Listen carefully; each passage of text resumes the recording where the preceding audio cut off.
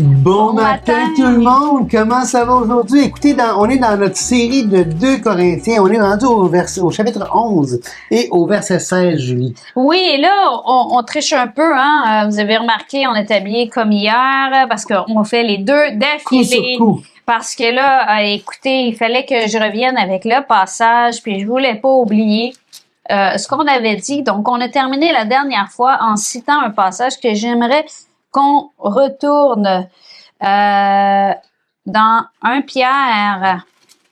On l'a seulement cité. 1 Pierre 3,15. Ah, même, je voudrais aller un petit peu avant. Un petit peu avant toi. Ouais. Vas-y, fais-toi plaisir. Ah oui, on va commencer au verset 13. Écoutez bien, on se rappelle juste avant que je lise que Paul, dans 2 Corinthiens 11, verset 12, où nous étions rendus, il dit « Mais j'agis et j'agirai de la sorte pour ôter ce prétexte à ceux qui cherchent un prétexte, afin qu'ils soient trouvés tels que nous dans les choses dont ils se glorifient. » Donc là, c'est important de voir, Patrice, que Paul a choisi et continue de choisir d'agir de la sorte. Exactement. Et là, écoutez bien le parallèle que je voudrais faire avec 1 Pierre 3, 13. Et qui vous maltraitera si vous êtes zélés pour le bien? D'ailleurs, même si vous souffriez pour la justice, vous seriez heureux. N'ayez d'eux aucune crainte et ne soyez pas troublés. Mais sanctifiez dans vos cœurs Christ le Seigneur, étant toujours prêt à vous défendre avec douceur, respect devant quiconque vous demande raison de l'espérance qui est en vous. Et ayant une bonne conscience, afin que là même où il vous calomnie comme si vous étiez des malfaiteurs, ceux qui décrivent votre bonne conduite soient couverts de confusion. Car il vaut mieux souffrir si telle est la volonté de Dieu en faisant le bien qu'en faisant le mal. Et je pense, Patrice, qu'ici, on a ce passage-là qui, si on garde ce passage-là en arrière, dans nos pensées, si on veut. Comme toile de fond, ça. Comme toile de fond, en lisant ce qui se passe ici avec Paul, on va voir que Paul, c'est ce qu'il est en train de dire un peu aussi, là. Il va dire, on reprend au verset 12, « Mais j'agirai de la sorte pour ôter ce prétexte. » Donc, il est en train de dire, écoute, je vais continuer à pas dépendre des églises de l'Achaïe, là. Je vais continuer de me glorifier du fait que je suis venu gratuitement vous offrir l'Évangile et que je peux me permettre d'en être jaloux, d'une jalousie de Dieu, comme il avait dit au verset 2. Okay. Et là, il va dire, afin qu'il soit trouvé tel que nous, dans les choses dont il se glorifie. Donc, si on fait le parallèle avec le passage que je viens de lire dans 1 Pierre, on dit, ça dit, ceux qui décrivent votre bonne conduite soient couverts de confusion. Donc là, il y a cette idée-là de dire, écoute, qu'il y ait un contraste entre ce que les gens disent et ce que tu fais. Exact. Sois zélé pour le bien et une conscience qui est exemplaire, une bonne conscience. Ces hommes-là sont de faux apôtres, des ouvriers trompeurs déguisés en apôtres de Christ. Et cela n'est pas étonnant puisque Satan lui-même se déguise en ange de lumière. Il n'est donc pas étrange que ces ministres aussi se déguisent ou même se transforment eux-mêmes en ministres de justice. Leur fin sera selon leurs œuvres. Je le répète, que personne ne me regarde comme un insensé, sinon recevez-moi comme un insensé afin que moi aussi je me glorifie un peu. Ce que je dis avec l'assurance d'avoir sujet de me glorifier, je ne le dis pas selon le Seigneur, mais comme par folie. Puisqu'il y en a plusieurs qui se glorifient selon la chair, je me glorifierai aussi, car vous supportez volontiers les insensés, vous qui êtes sages. Je vais relire ça, là. Car vous supportez volontiers les insensés, vous qui êtes sages. Paul était vraiment en train de les discipliner d'une manière très, très forte.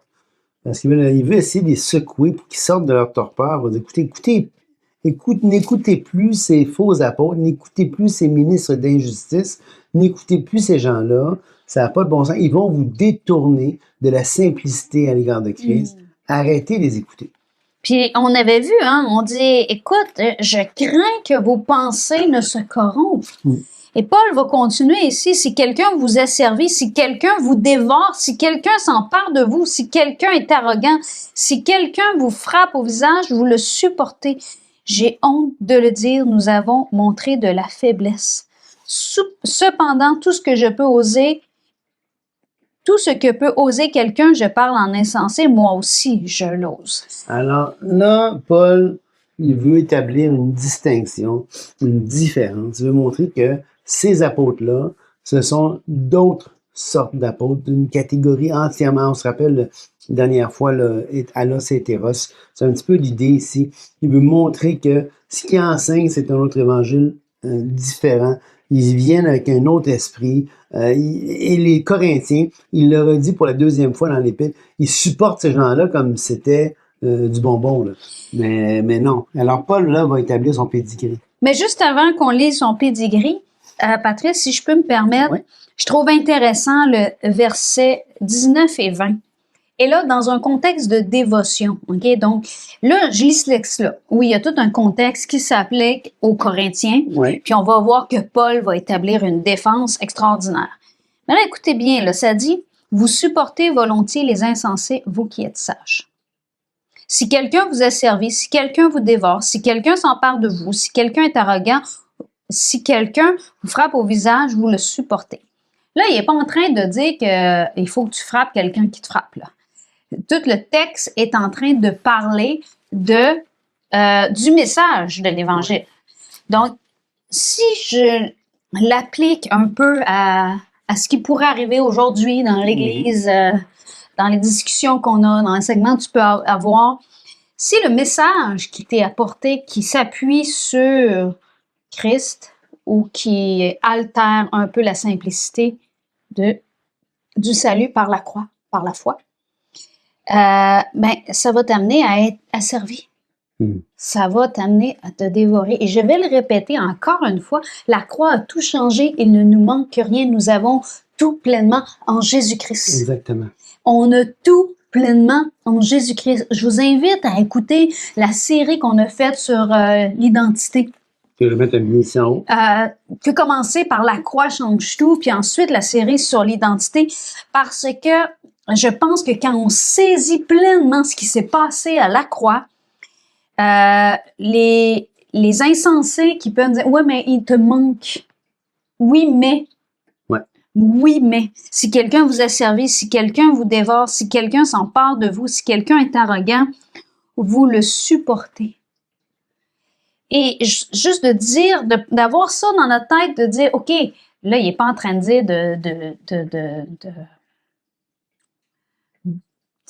de frapper l'autre, là. Mais c'est vraiment d'être intransigeant tant qu'à la liberté que nous avons en Christ. Exact. Et Patrice, c'était juste ma petite parenthèse. Et là, il continue, j'ai honte de le dire, nous avons montré de la faiblesse. Cependant, tout ce que peut oser quelqu'un, je parle en insensé, moi aussi je l'ose. Et il va, pourquoi? Parce que là, parce qu'il avait dit un peu plus haut, ils vont se glorifier dans la chair au verset 18. Fait que là, Paul dit, écoute, moi aussi je vais me glorifier dans la chair, j'en ai bien plus qu'eux autres à me glorifier d'eux. Sont-ils hébreux? Moi aussi. Sont-ils israélites? Moi aussi. Sont-ils de la postérité d'Abraham? Moi aussi.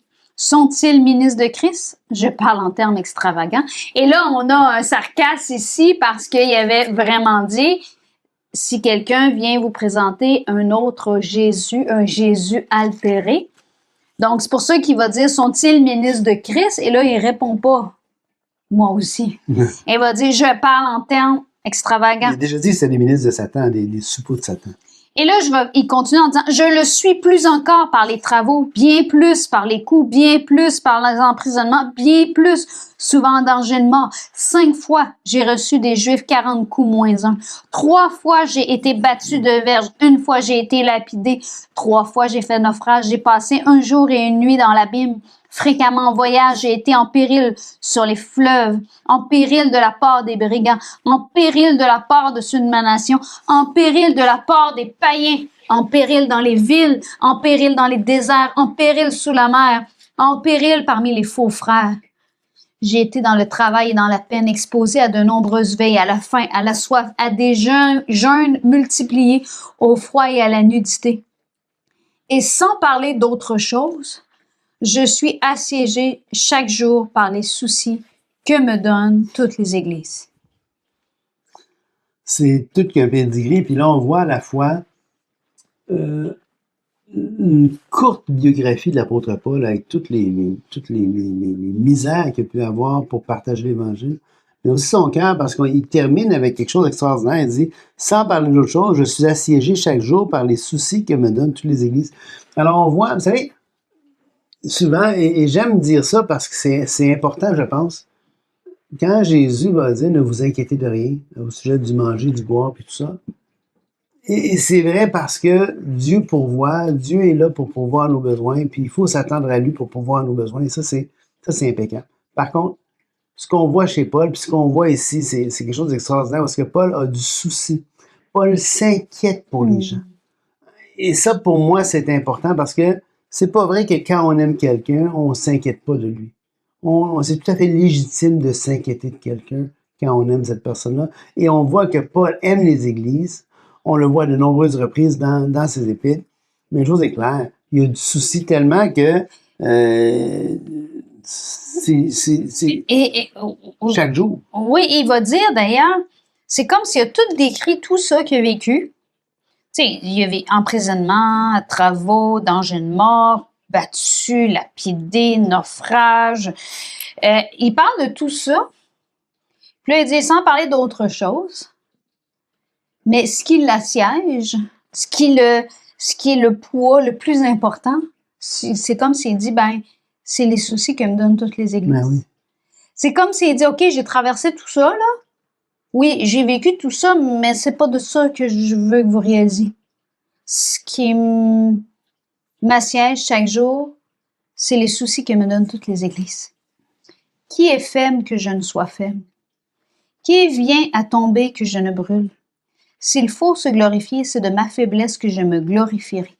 Dieu qui est le Père du Seigneur Jésus et qui est béni éternellement sait que je ne mens point.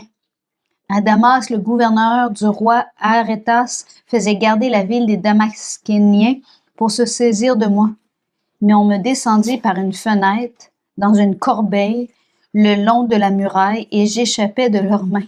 C'est comme s'il était en train de dire, écoute, même si j'ai passé à travers ça, là, il ramène sa faiblesse en disant, regarde, comment je me suis protégée en m'enfuyant à travers une corbeille qui a été descendue sur le long d'un mur.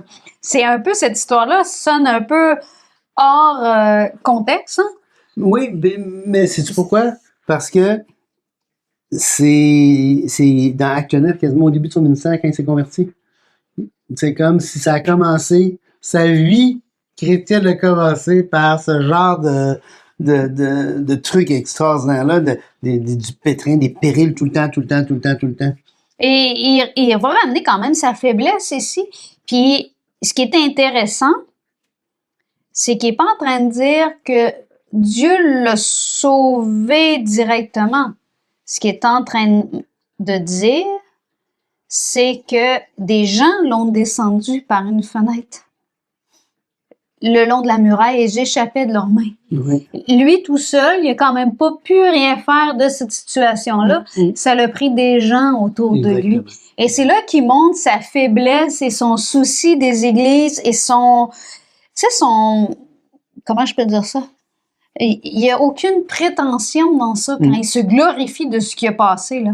Il finit en racontant le témoignage de gens qui sont intervenus. Et là, Patrice, dans tout ce passage-là qu'on vient de voir, c'est intéressant de se rappeler qu'au verset 21, il avait dit « J'ai honte de le dire, nous avons montré de la faiblesse. » Et finalement, il va dire « Qui est faible que je ne sois faible », puis il va terminer avec une situation où est-ce qu'il était très faible, dans un panier.